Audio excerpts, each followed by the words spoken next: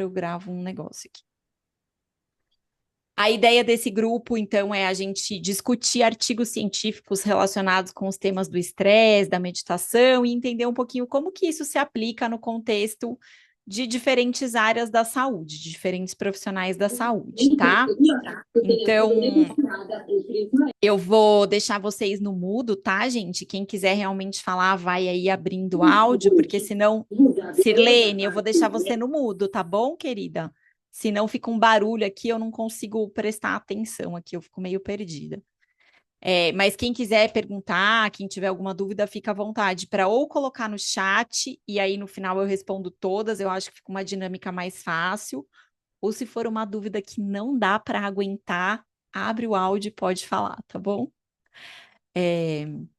A ideia do nosso encontro de hoje, então, é olhar um pouquinho o estresse sobre uma perspectiva diferente do que a gente está acostumado, tá? A gente está muito acostumado a ver o estresse numa perspectiva muito do problema que ele causa, e a ideia aqui hoje é trazer uma perspectiva do estresse como uma solução para algumas coisas, tá bom? Então, eu vou compartilhar minha tela aqui com vocês e a gente já começa. E aí, depois que eu terminar essa explanação sobre o artigo de hoje, eu queria ouvir um pouquinho vocês. Então, daí eu vou abrir mesmo aqui o grupo para vocês trazerem ideias, dúvidas, experiências clínicas e profissionais que vocês tenham a partir disso que a gente está conversando aqui. Tudo bem? Bora, gente. Vamos lá. Deixa eu compartilhar minha tela. Tem muita coisa aqui aberta, gente. Fica uma pequena bagunça. Bora lá. Muito bem. Então, vamos ver se a gente consegue pensar o estresse de um jeito um pouquinho diferente e qual que é o impacto que isso tem na fisiologia, no funcionamento do nosso corpo, tá? Então, a ideia é a gente entender um pouco como que se dá essa percepção do estresse no nosso cérebro e como que a gente pode, de repente, olhar para isso de um jeito diferente. Vamos ver se dá para olhar de um jeito diferente ou se não dá. E aí, eu queria começar trazendo uma reflexão para cada um de vocês que está assistindo essa nossa aula aqui. Pensando o que vocês acham sobre estresse? Vocês acham que o estresse é sempre ruim, que depende do quanto ele dura, ou que depende um pouco de como a gente vê, como a gente enxerga o estresse? E por que que essa pergunta é uma pergunta que coloca a gente um pouquinho para pensar, né? Porque muitas vezes a gente se esquece dos benefícios do estresse e a gente foca só naquilo que é ruim do estresse, né? Então a gente fica com esse olhar muito do que vem de prejuízo com o estresse, mas a gente esquece que ele pode ter sim alguns benefícios. E aí, quem respondeu que o estresse é sempre ruim, é, não está sozinho, né, nessa ideia. E a gente tem estudos mostrando isso. Então, a gente tem uma pesquisa que foi feita em 2014, foi uma pesquisa feita mais no contexto de performance, né, de performance profissional. E aí se perguntou para pessoas de uma empresa, número grande de pessoas que trabalhavam numa empresa, o que que elas achavam que melhorava a performance delas? Se elas achavam que um pouco de estresse melhorava a performance, ou se elas achavam que o fato de estar calmo, tranquilo, o fato de estar sem nenhum estresse é o que melhoraria a performance. E de cada 10 pessoas, 9 responderam que eliminar o estresse é melhor para a performance. Por que que isso acontece, né? Que a gente vê tanta gente com esse olhar muito crítico para o estresse? Porque é do senso comum, é da nossa cultura, ouvir que o estresse tem consequências negativas. Então, a gente naturalmente associa o termo estresse ao lado da balança negativo do estresse, que seria isso que a gente chama de distress. Distress é um termo que a gente não usa muito no português, né? Mas no inglês, eventualmente se faz essa diferença como distress sendo o estresse ruim e eustress sendo o estresse bom. Aqui no português a gente não usa muito, mas mesmo em culturas onde a gente tem essa distinção linguística, a maioria das pessoas associa o estresse a coisas ruins. Então, vamos entender o que, que é o estresse, né? O que, que de fato acontece no nosso corpo quando a resposta fisiológica de estresse liga. A gente vê que ela vai afetar o funcionamento do nosso corpo inteiro. Então, a resposta de estresse ela vai fazer com que no nosso sistema nervoso central a nossa mente fique mais alerta, o nosso tempo de reação para as coisas que estão acontecendo fique mais rápido, então a gente reage mais rápido às situações que são postas ali na nossa frente. Além disso, a gente tem uma alteração em vários órgãos dos sentidos, mas nos olhos isso também acontece. Então, a nossa pupila dilata, o olho abre mais, a pálpebra abre mais, ou seja, literalmente a gente enxerga melhor quando a gente está estressado, a gente enxerga melhor aquilo que está ali na nossa frente. O coração também tem um efeito de acelerar. Então, a gente tem um aumento da frequência cardíaca, um aumento da pressão arterial. Isso pode levar a um aumento do débito cardíaco, que é a quantidade de sangue que o coração joga na corrente sanguínea. O nosso pulmão também, os brônquios, né? Os pequenos vasinhos não, os pequenos canaizinhos dos nossos pulmões, eles dilatam. E a gente fica com uma respiração um pouco mais rápida, um ritmo de respiração mais rápida. Além disso, alguns órgãos que são órgãos mais relacionados com o nosso sistema endócrino, como as glândulas adrenais, elas vão liberar mais cortisol e adrenalina. O nosso fígado vai aumentar a produção de açúcar, da glicose no sangue. O rim também vai ter um papel nesse aumento da função da glicose. Os nossos músculos vão ter mais força, vai ter mais sangue chegando no músculo para que a gente coloque o corpo em ação. E o nosso trato digestivo, ele vai parar de funcionar, né? Então, a gente tem menos saliva sendo produzida, a boca fica seca, a gente tem menos suco gástrico sendo produzido, a motilidade do intestino para. Para que isso acontece? Para que a gente redirecione os nossos recursos para outras coisas que são mais urgentes no momento da resposta de estresse. Então, o que a gente pode ver aqui é que no momento em que essa fisiologia, essa biologia do estresse se instala no nosso corpo, está colocando o nosso corpo pronto para ação. A mente está afiada e o corpo está pronto para agir. Por que que isso é importante? Porque isso pode sim melhorar a nossa performance. Isso pode fazer a gente conseguir se adaptar melhor à situação que está acontecendo ao nosso redor e gerando essa alteração biológica. Então, basicamente, o estresse ele é um processo em que o nosso cérebro percebe que a gente tem uma necessidade de adaptação e informa para o corpo que a gente precisa mudar aquilo que a gente está fazendo para conseguir se adaptar. Então, se a gente for pensar assim de um jeito um pouco mais filosófico, né? O estresse é esse sinal aí para o nosso organismo se adaptar. E muitas vezes a gente enxerga o estresse como algo ruim, quando na verdade a gente poderia enxergá-lo como, nossa, tem alguma coisa aqui que eu preciso mexer, alguma coisa que eu tenho que mudar que não está funcionando muito bem, né? E esse olhar é de uma riqueza muito grande, permite que a gente tenha muito mais adaptação às situações que geram algum desconforto na nossa vida, né?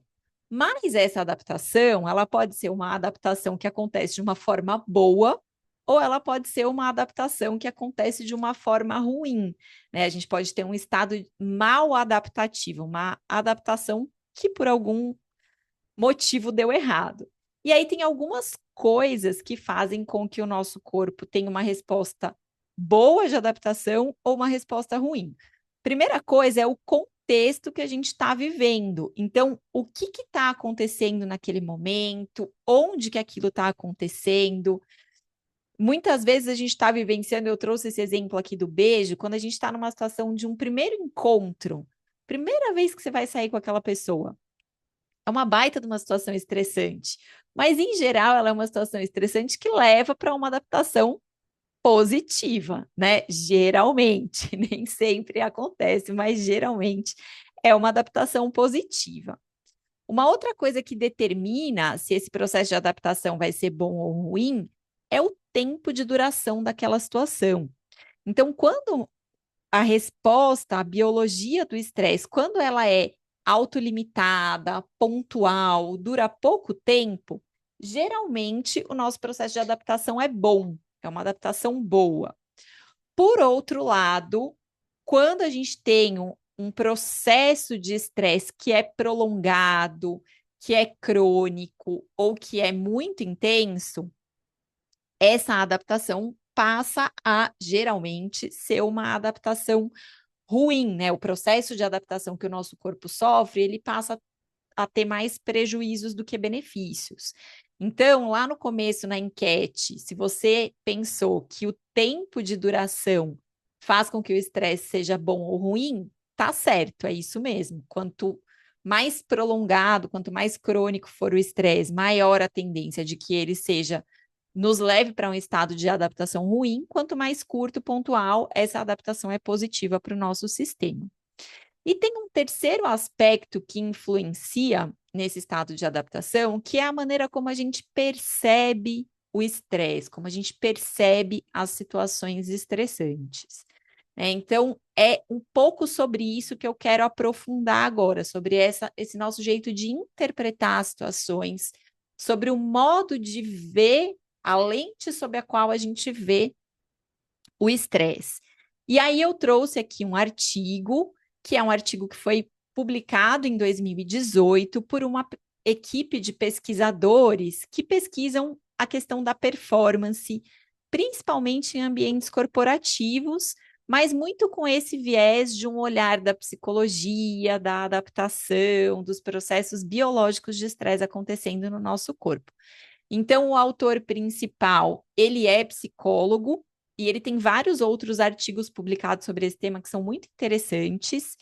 E a pesquisadora líder desse grupo, que é a Modupe Akinola, ela é da Escola de Negócios, né, de Colômbia. Então, ela é uma psicóloga, mas o foco de trabalho dela é negócios e ela tem uma visão muito interessante de estresse, até por uma experiência pessoal dela, né? Ela é filha de pais que são imigrantes lá nos Estados Unidos e eles vivenciaram uma condição social bastante estressante, e aí parte dessa condição que ela vivenciou desde criança refletiu em todo o trabalho, em toda a pesquisa dela, no que se refere a esse olhar mais adaptativo do estresse. Então, basicamente, esse artigo mostra para a gente como é que a gente pode usar intervenções de reinterpretação cognitiva, de um ajuste da nossa mentalidade para modular a resposta de estresse, fazendo com que essa resposta se torne mais uma ferramenta de adaptação do que um processo lesivo prejudicial para o nosso corpo que nos leve a adoecer. Então, basicamente, o que a gente vai entender é como é que a gente pode otimizar essa resposta de estresse, otimizar a biologia do estresse através de uma mudança de olhar sobre o estresse em si, né? Então, para começar, a gente vai falar um pouquinho sobre esse modelo biopsicossocial. O que, que é esse modelo? É um modelo que integra o que acontece na biologia do nosso corpo, o que acontece na nossa cabeça, com o que acontece ao nosso redor, com a nossa rede de apoio, com o nosso suporte social. E, basicamente, o que, que esse modelo fala para a gente? Que a nossa interpretação do estresse, o processo mental através do qual a gente avalia e interpreta o estresse, ele depende de duas coisas principais, dois braços de uma balança. Ele depende da nossa percepção sobre as nossas demandas e da nossa percepção sobre os nossos recursos. Então, quando a gente pensa nas nossas demandas, situações que nos levam para esse olhar de incerteza, perigo, esforço, novidade, em geral, são demandas que fazem com que a gente se sinta mais estressado. Por outro lado, quando esse lado da balança pende para o lado dos recursos, quais são esses recursos? É a gente ser familiar com aquela coisa, a gente se sentir seguro, a gente sentir que a gente tem habilidades para lidar com aquela situação. E, principalmente, muito importante, o suporte social. todos esses recursos pendem o lado da balança para algo mais adaptativo, para uma resposta mais adaptativa, tá? Então, quando a gente pensa em demandas e recursos, a gente pode pensar em três grandes dimensões, assim, três principais dimensões. Existem outras, mas essas três acho que englobam a maioria das coisas que a gente precisa saber. Primeiro, a gente tem tanto demandas quanto recursos que são biológicos, que são físicos. O que são recursos biológicos e físicos? A temperatura do ambiente. É diferente se eu estou num ambiente que está a menos 30 graus, um frio de lascar, do que se eu estou num ambiente que está, sei lá, 10 graus. Os dois são frios, mas menos 30 graus para o meu organismo é uma demanda física muito maior do que 10 graus Celsius, né? Então, a gente pode pensar nessas demandas físicas. Demandas biológicas, sono. Então, o quanto eu durmo ou deixo de dormir pode ser uma demanda ou um recurso para o meu corpo. Se eu estou com um sono reparador, se eu tenho um sono de uma quantidade de horas suficiente, de uma qualidade boa, isso é um recurso para que eu consiga lidar com o estresse no meu dia a dia. Por outro lado, se eu estou com sono ruim em qualidade ou em tempo, essa falta de sono, na verdade, ela acaba sendo uma demanda a mais para o meu corpo, que vai fazer com que eu tenha mais dificuldade de lidar com situações estressantes. Pensando ainda em recursos biológicos, a nossa alimentação, o que a gente coloca para dentro do corpo? Será que o que eu estou comendo está sendo um recurso para o meu corpo? Está oferecendo nutrientes, micronutrientes, vitaminas que o corpo precisa para trabalhar? Ou será que a minha alimentação está sendo uma demanda? É só gordura, fritura, coisas de difícil digestão, coisas que rompem a barreira intestinal, que fazem com que eu tenha uma microbiota desfavorável, né? E isso acaba sendo uma demanda muito grande para o corpo. Então, quando a gente pensa em demandas e recursos, a gente vai pensar nessa dimensão biológica e física. A gente vai pensar também nessa dimensão psicológica e emocional.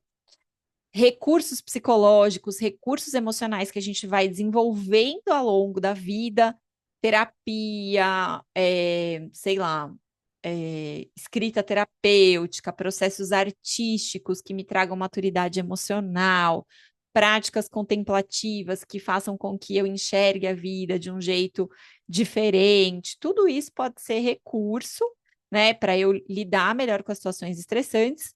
Por outro lado, eu posso ter uma condição emocional desgastada, eu posso ter uma família que tem muitos problemas e que emocionalmente eu não consigo lidar, eu posso ter questões de saúde mental que dificultam com que eu consiga encontrar recursos para lidar com os meus desafios diários, né? Então, a gente tem essa dimensão, e a gente tem essa terceira dimensão, que é a dimensão social e espiritual. Quais são os recursos que eu encontro dentro da minha rede de apoio, da minha comunidade, da minha família? Será que essas pessoas que estão ao meu redor, elas são uma demanda para mim ou elas são um recurso que me apoia quando eu preciso e para quem eu dou apoio quando precisa? Será que eu tenho recursos espirituais suficientes? E aí isso pode ser, claro, você está dentro de uma tradição religiosa, mas também pode ser outras formas de desenvolver a sua espiritualidade. Sei lá, um trabalho voluntário, tá na natureza, cada um aí vai encontrar os seus recursos de diferentes formas, né?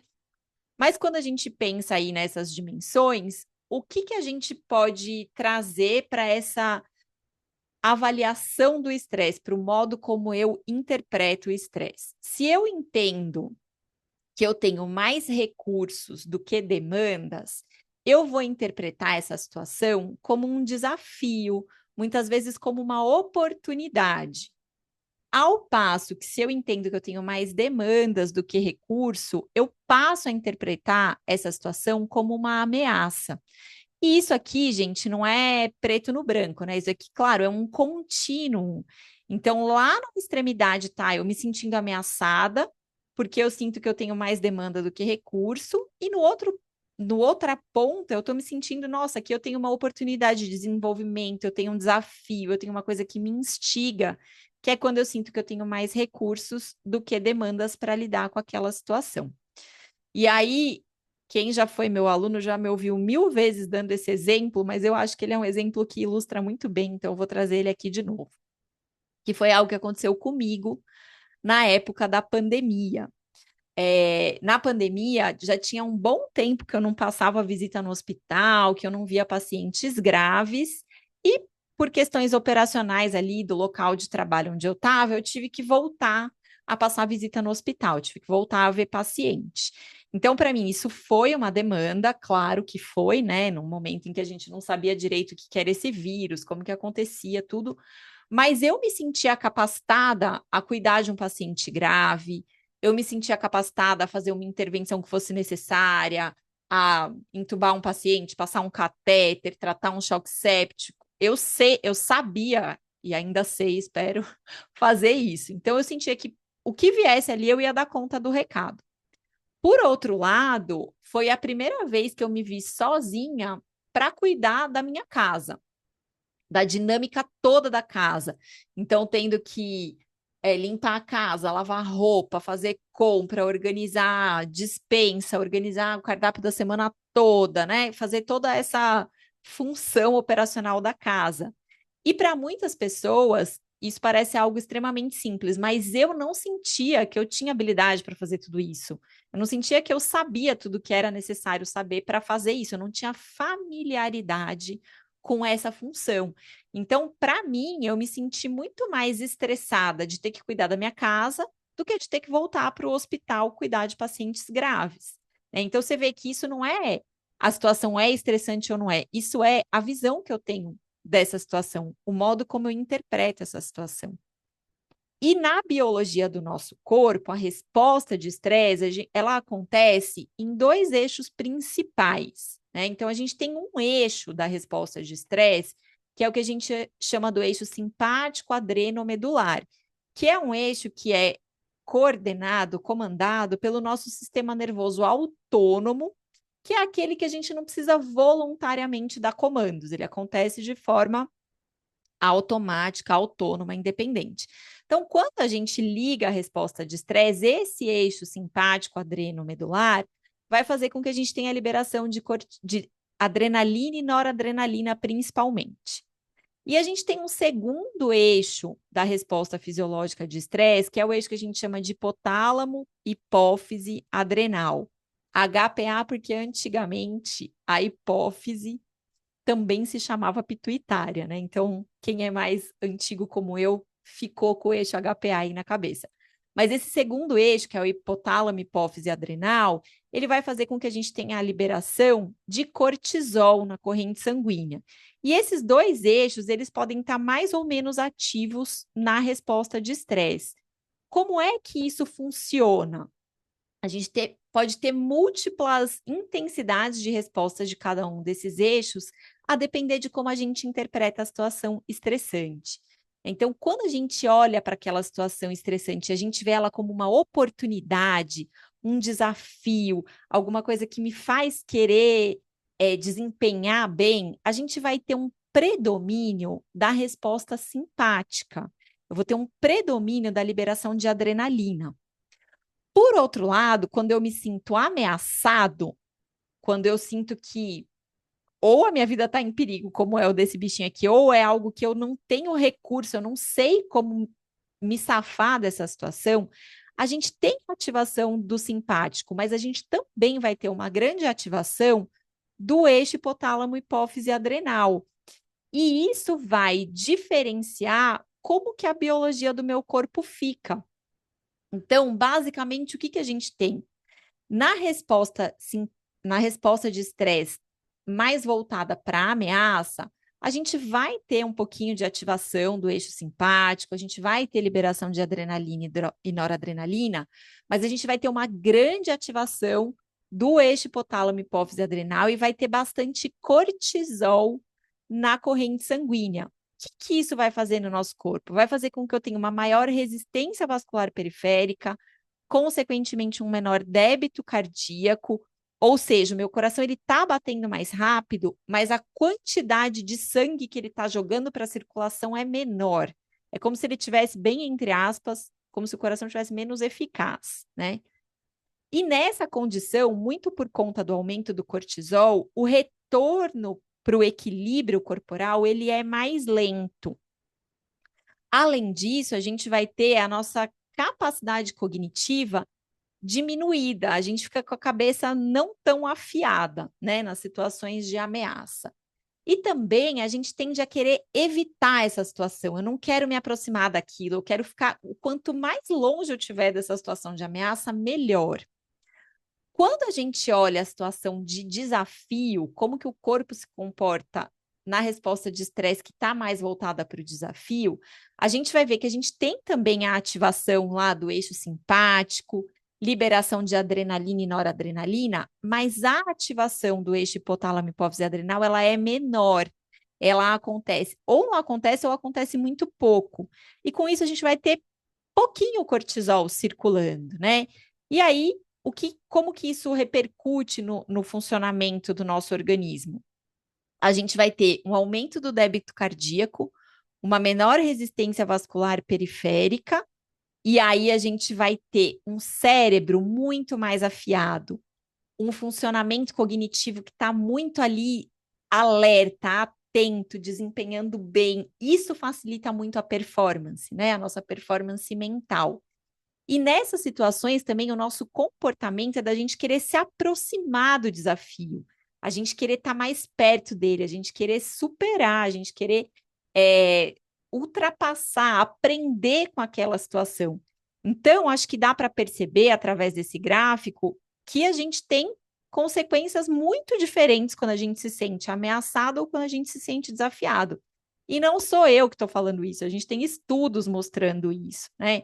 Então, a gente tem esse estudo aqui, eu acho ele bem bonitinho, porque ele mostra que a gente também consegue treinar esse comportamento, esse olhar. Então, nesse estudo, eles pegaram um grupo de pessoas que foi dividido em três, o estudo tinha três braços. Um braço do estudo era o braço controle, eles não receberam nenhuma orientação. O outro braço do estudo é o que eles consideraram uma intervenção de distração. Então, os indivíduos eram orientados a, se eles se sentissem estressados, mudar o foco, se distrair daquilo ali. E o terceiro grupo, eles aprendiam que o estresse pode ser positivo, que o estresse pode ser esse recurso que me faz ter um melhor desempenho, uma melhor performance, né? Então, foi esse grupo que foi chamado de reavaliação, de reinterpretação cognitiva. E aí, essas pessoas passavam por um teste de estresse, e esse estudo observou que quem fazia essa reinterpretação da situação tinha um débito cardíaco muito maior, ou seja, essas pessoas usavam aquela resposta a seu favor, usavam o estresse como algo que os ajudava a lidar com a situação estressante. A resposta fisiológica, então, quando a gente muda a nossa percepção, ela fica diferente também.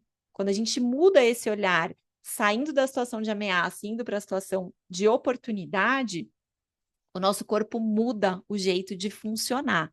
E isso faz com que a gente consiga se adaptar melhor às situações, né? Então, quando a gente pensa aí nessa reinterpretação cognitiva, em geral, a gente está falando sobre situações específicas, sobre como eu vejo as minhas demandas e os meus recursos nesta determinada situação.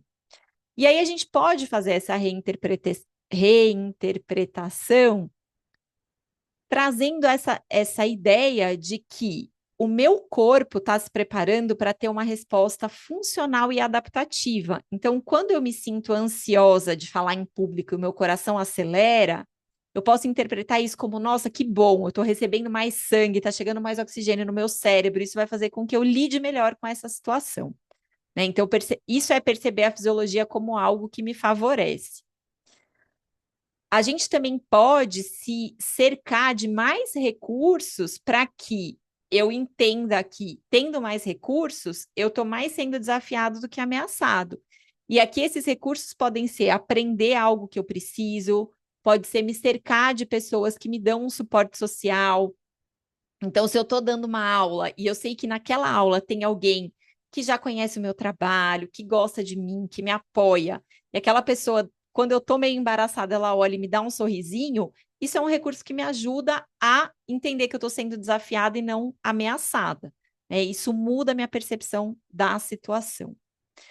Também essa reestruturação cognitiva é eu interpretar o estresse como uma ferramenta que me ajuda a lidar com o estresse quando eu não posso evitá-lo, né? Isso é o que a gente chama do coping ativo. Eu ativamente vou lidar com aquela situação que é estressante, mas que eu vou ter que lidar, não tem como escapar dela. E também essa reestruturação cognitiva, ela também é a gente olhar, a gente tentar treinar um olhar mais criativo, de busca de oportunidade. E aí, tentando aqui de novo trazer exemplos para vocês, e aí vou usar exemplos meus, porque é a minha vivência, né? Então, eu trabalho num lugar há algum tempo, e nesse lugar era o único lugar onde eu tinha uma remuneração fixa. Fora essa remuneração física fixa, tudo que acontece na minha vida é variável. Então, se tiver paciente no meu consultório, eu recebo. Se não tiver, eu não recebo. Se tiver alunos nos meus cursos, eu recebo. Se não tiver, eu não recebo. E esse era o único fixo que eu tinha. E aí, a semana passada, minha chefe desse lugar falou assim para mim: então, Regina, a gente reestruturou a clínica e você não vai ter mais esse fixo. A gente não vai mais ter você dentro dessa função. E aí, a princípio, isso pode parecer uma coisa muito ruim, muito estressante, né? Porque aquela minha remuneração, aquela minha segurança foi embora. E aí, o que que eu tenho? E, gente, eu, como todo ser humano, a primeira coisa que vem na minha cabeça é a catástrofe, tá? Não é que eu sou, nossa, iluminada, evoluída, e eu vejo tudo com um olhar positivo, não. A primeira coisa que veio foi, caraca, o que que eu vou fazer agora? Inspirada, faz anos que eu treino todas essas estratégias aqui que eu tô contando para vocês. Eu falei, não, mas olha só, eu tô querendo desenvolver um projeto faz algum tempo. Já que eu não tenho mais esse fixo aqui, eu não vou mais ocupar esse tempo, eu posso dedicar o meu tempo para desenvolver essa outra coisa que eu queria, né? Então, eu busquei, a partir de uma situação difícil, uma oportunidade de me desenvolver profissionalmente.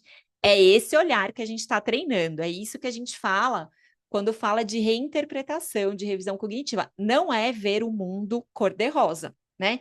Mas é a gente ter esse olhar de, tá, o que que eu posso aprender aqui? O que que pode sair de bom dessa situação? E isso é treino, gente. Isso é treino. A gente tem pessoas que nascem assim, mas a maioria das pessoas não nascem. Isso é treino, é uma habilidade que a gente desenvolve, né? Então, esse é um olhar muito específico de uma situação. Mas também a gente pode ter um jeito como naturalmente a gente interpreta o estresse, né? As nossas crenças, aquilo que a gente acredita sobre o estresse. Isso é o que a gente pode chamar da teoria da mentalidade do estresse ou mindset do estresse. Eu estou tentando não usar o mindset aqui, porque temos uma palavra em português para isso, né? Que é a mentalidade. Então, esse olhar mais amplo de como é que eu interpreto o estresse na minha vida. E aí eu posso interpretar o estresse como sendo uma coisa debilitante, eu tenho essa crença de que o estresse é uma coisa ruim, ou eu posso ter esse olhar para minha vida de que o estresse pode ser uma coisa boa para mim, ela pode ser uma coisa que me faz desenvolver. E aí eu queria contar uma história para vocês. Eu tenho um amigo muito querido e ele tinha, quem é meu aluno recebeu isso por e-mail, mas enfim, vou contar que tem muita gente que não é meu aluno aqui ainda. Ele tá dando uma disciplina, né, umas aulas de uma disciplina, e ele tinha me convidado para dar 3 aulas sobre estresse, que a princípio eu tinha aceitado. Mas aí, enfim, tive uma reviravolta aqui na vida, meu tempo mudou todo, a minha gestão do tempo teve que mudar, eu tive que reorganizar minhas prioridades, e aí eu falei para ele, ó, amigo, é o seguinte, infelizmente eu não vou conseguir dar essas aulas. Eu sei que você estava contando comigo, mas é o caos, não vou conseguir. E ele tá assim, também é médico, agenda super cheia, tem uma filha bebezinha pequena. E eu fui muito cheia de dedos falar isso para ele, porque eu falei, cara, eu vou levar mais um fator de estresse para a vida desse pobre coitado aqui, né? E aí na hora ele falou assim para mim: "Ah, Regina, tudo bem. Eu tenho atendido muito paciente estressado mesmo, essa vai ser uma baita oportunidade de eu rever esse tema e aprender coisas novas para o meu consultório." Ou seja, essa pessoa é uma pessoa que olha a situação estressante como algo sendo legal para ela, é algo que pode acrescentar na vida dela. Ele tem essa mentalidade. Tudo que você falar para ele, ele pensa isso aí. Mas essa é uma mentalidade que a gente pode desenvolver também, né?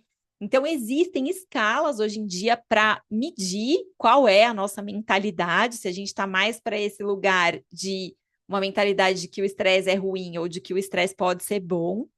Essa escala, que é o Stress Mindset Measure, está validada em português, então se alguém quiser aplicar isso aqui no contexto de consultório, ela está validada em português, vocês conseguem achar na internet, e ela conta para a gente como que a gente está dentro dessa régua aí do estresse. Mas, de novo, aqui essa é uma habilidade que pode ser treinada. E aí, os mesmos pesquisadores que desenvolveram essa escala, eles fizeram esse teste, né? Eles pegaram uma quantidade ali de pessoas e treinaram essas pessoas para que elas pudessem desenvolver essa mentalidade de que o estresse é benéfico. E depois eles foram avaliar alguns desfechos, né? Alguns resultados. E eles perceberam que essas pessoas, em geral, são pessoas que têm um maior senso de satisfação com a vida, são pessoas que têm menos sintomas de estresse, de ansiedade e depressão, né? Que tiveram menos sintomas de estresse e depressão depois desse treinamento. São pessoas que depois desse treinamento se perceberam com um olhar mais otimista, de mais adaptação para o desafio, de uma recuperação mais rápida das situações de desafio, e pessoas que também desenvolveram uma maior habilidade de presença, de atenção plena na vida. Então, essa mentalidade de o estresse como algo que pode ser benéfico também é treinável. E quando a gente treina essa habilidade, isso faz com que a gente consiga ter comportamentos que são de mais adaptação para situações, a gente tem menos experiências negativas frente a situações que são inevitáveis e que às vezes a gente não consegue desenvolver muitos recursos, né? Mas a gente tem uma experiência que deixa de ser uma experiência tão ruim quando a gente tem essa mentalidade de que tá bom, é um desafio, é aquela imagem da ostra fazendo uma pérola, né? Pô, tem um negócio aqui que é ruim, mas dá para fazer uma coisa bonita a partir dela, né? E a gente ouve muito falar sobre esse crescimento pós-traumático ou sobre florescimento.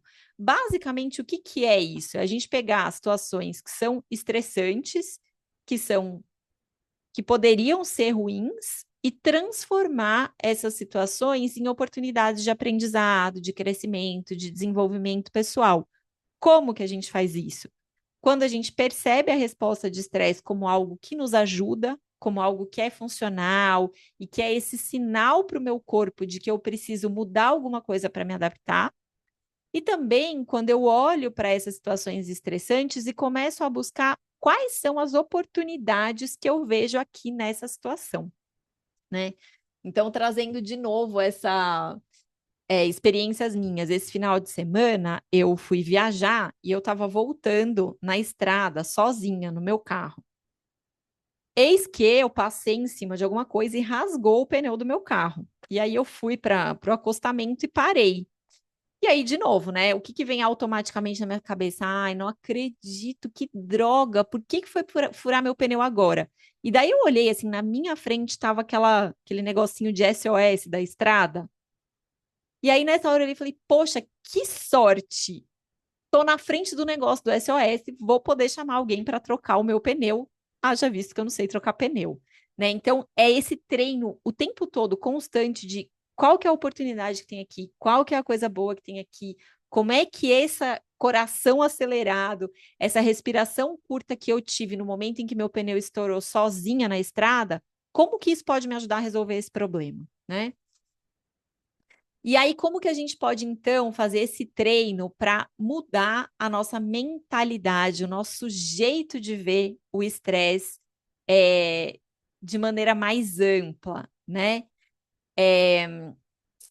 Primeiro, a gente aprendendo a reconhecer o estresse, então reconhecer o que estressa a gente e reconhecer como que eu respondo à situação de estresse, qual que costuma ser a minha resposta emocional, o meu comportamento numa situação estressante, para onde meu pensamento vai quando eu me sinto estressada. Reconhecer tudo isso me ajuda a perceber que eu estou entrando numa resposta de estresse que talvez não seja tão adaptativa como poderia ser, né? O segundo passo é a gente aceitar, e não só aceitar, mas trazer para perto essa situação, né? Então, entender que essa resposta aguda fisiológica de estresse me dá energia para resolver esse problema. Então, ao invés de olhar o problema, eu vou olhar a energia que veio para que eu possa resolvê-lo.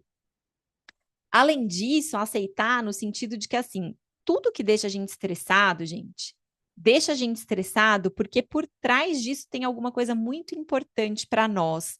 Tem um valor muito fundamental, algo que a gente considera que é muito valoroso para a gente.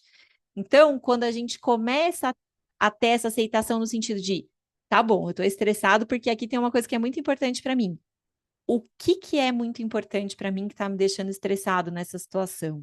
É quando a gente vai treinando esse olhar, essa situação estressante, ela acaba sendo um motor, né? Alguma coisa que me ajuda a me aproximar dos meus objetivos, dos meus valores pessoais, a enxergar essas oportunidades na situação para que eu possa sair dela melhor do que eu entrei, né? Então, reconhecer o estresse, aceitar que ele está ali e utilizar ele ao meu favor é um jeito de ir treinando essa mudança de mentalidade do estresse, né?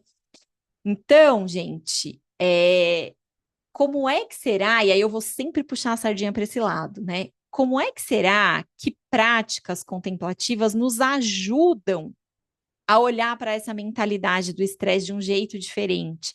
Será que meditação? Será que yoga? Será que a sua prática espiritual faz com que você enxergue o estresse de forma diferente?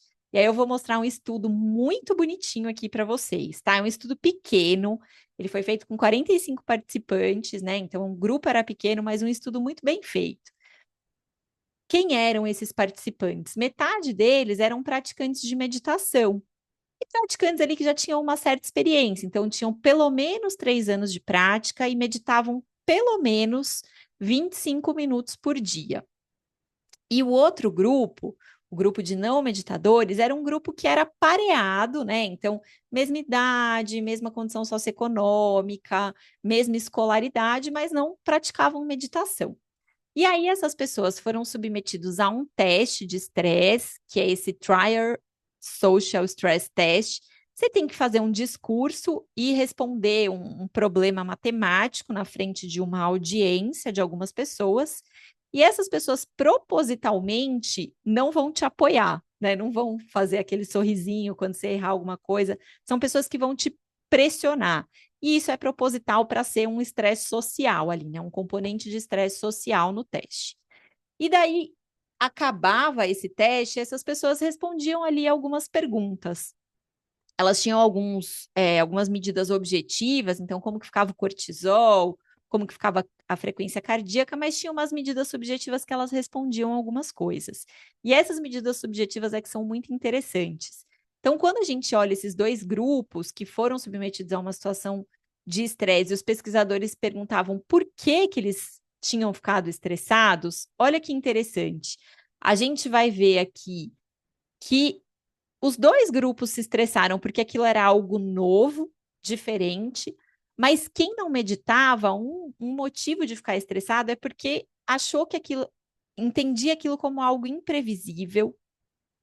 Quem não meditava se sentia mais ameaçado, né? Essa ameaça ao ego, ameaça à sua personalidade, o fato de você se sentir julgado, isso foi mais presente em quem não meditava, e a sensação de não ter controle também foi mais presente em quem não meditava.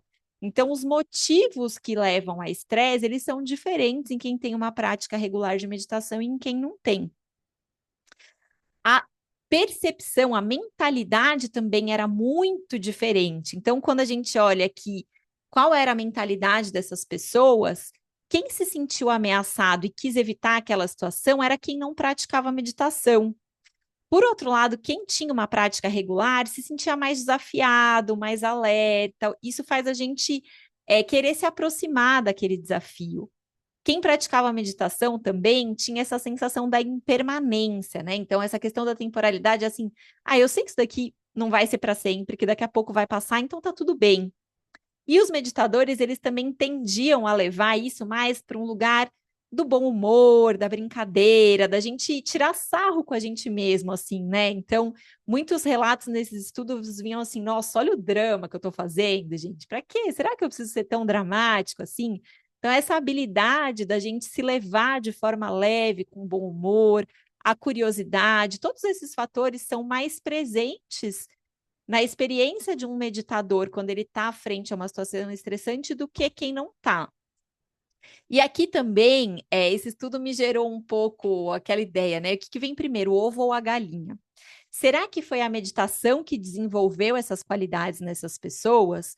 Ou será que essas pessoas, por terem essas qualidades, elas gostam de meditação e praticam mais meditação? Não sei, o estudo não respondeu, tá? Mas, enfim, acho que fica aí essa observação.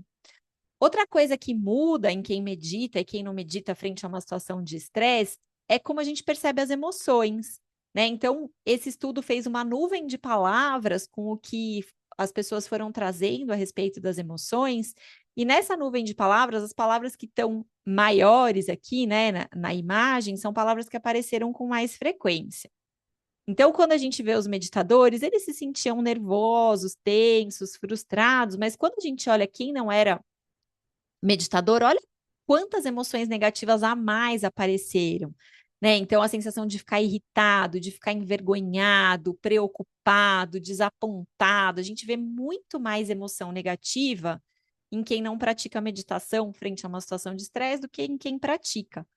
Por outro lado, a gente vê menos emoção positiva em quem não medita do que em quem medita frente a uma situação desafiadora. Então, as pessoas que meditavam, elas se sentiam curiosas, elas tinham esse olhar de entusiasmo, de interesse, né? De uma coisa, quase como uma descoberta. É o que muitas vezes a gente ouve dentro das tradições contemplativas como um olhar de principiante, né? A gente encontrar novidade, ter esse olhar de exploração, de descoberta, como se fosse uma criança descobrindo alguma coisa, mesmo em situações que nos tiram ali do nosso conforto, né?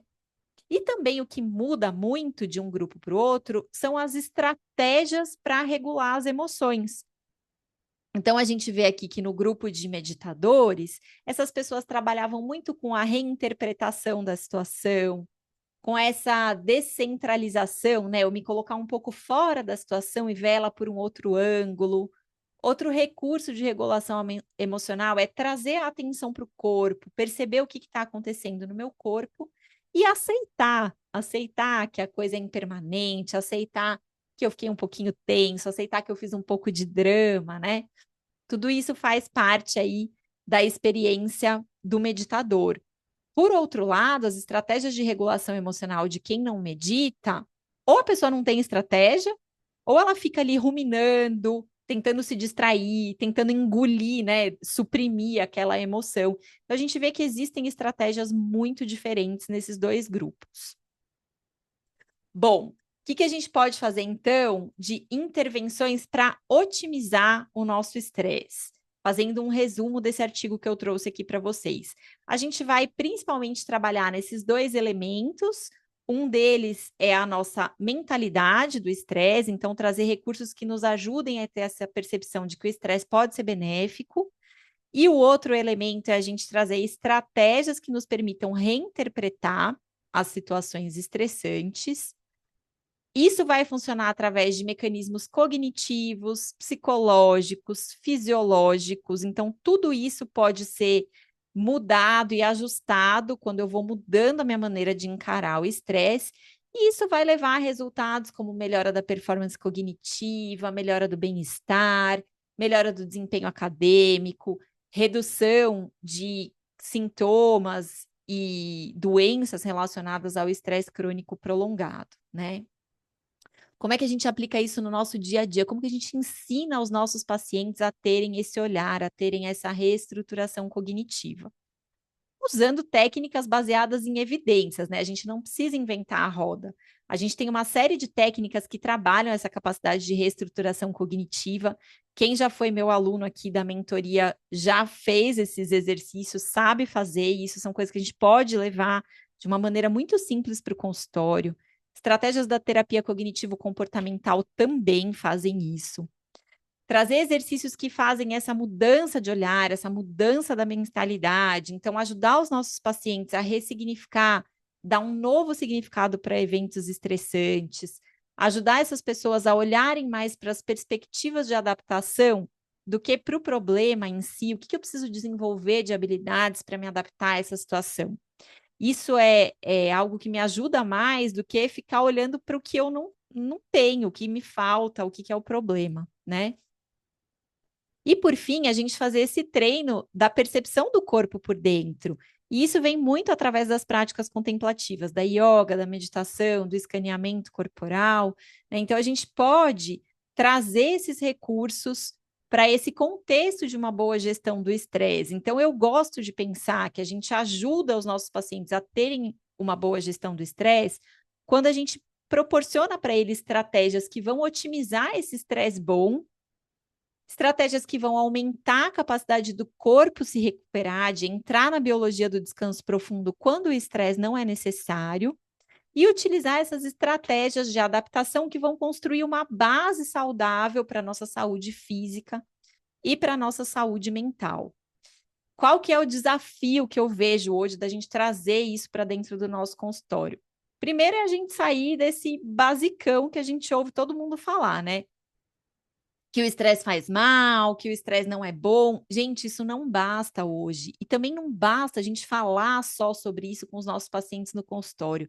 A gente tem muita informação circulando e a maioria dos nossos pacientes chegam sabendo que o estresse crônico não é bom, que ele pode desenvolver um estresse positivo. Então, só falar sobre isso hoje em dia não é mais suficiente para um profissional de saúde. Hoje em dia, a gente precisa aprender estratégias simples, práticas, eficazes que possam colocar o nosso paciente nesse lugar de um novo olhar para o estresse, né? Então, a gente precisa trazer para o nosso conjunto de recursos terapêuticos essas estratégias. A gente tem que saber ensinar os nossos pacientes. Não tem jeito. Eu não vejo como fugir disso, né? Então, se a gente puder fazer um grande resumo disso que a gente viu hoje, basicamente repensar o estresse é a gente entender que quando a gente muda o nosso modo de ver o estresse e quando a gente desenvolve a habilidade de interpretar o estresse mais como um desafio do que como uma ameaça, a gente se torna um agente ativo para construir essa resposta mais efetiva na nossa vida, para ter uma resposta mais adaptada para situações estressantes e que vão fazer a gente se desenvolver como pessoa, vão fazer a gente ter uma saúde física melhor, vão fazer a gente ter uma saúde emocional muito melhor, né?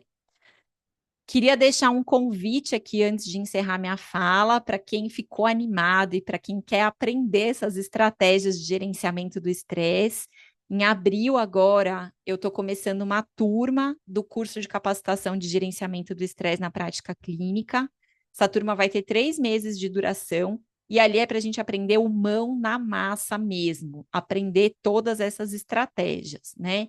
Então, esse curso ele está dividido em módulos teóricos, módulos práticos e o nosso material de apoio. O módulo teórico, a gente vai ter 3 masterclass. Opa, meu cachorro está se manifestando aqui, gente, ficou bravo. Então, a gente vai ter uma aula para mergulhar na fisiologia do estresse, na psiconeuroimunologia. O meu curso Meditação na Prática Clínica passou para dentro desse curso de capacitação, então lá vai ter o Meditação na Prática Clínica e a gente vai ter uma aula teórica de como que a gente aplica isso no dia a dia de consultório. E aí a gente tem 8 semanas de encontros práticos, vendo todas essas estratégias, treinando, discutindo, entendendo como é que usa. E fora isso, a gente vai ter uma plataforma com uma comunidade de discussão, material de apoio, todas as práticas gravadas. Se você quiser mandar para o seu paciente, não quiser gravar, vai estar tudo lá prontinho, tá? Então, estou deixando aqui de novo o QR Code para quem quiser aplicar para esse curso, para essa capacitação. E é isso, gente. Acho que a ideia era a gente dar essa geral. Deixa eu parar aqui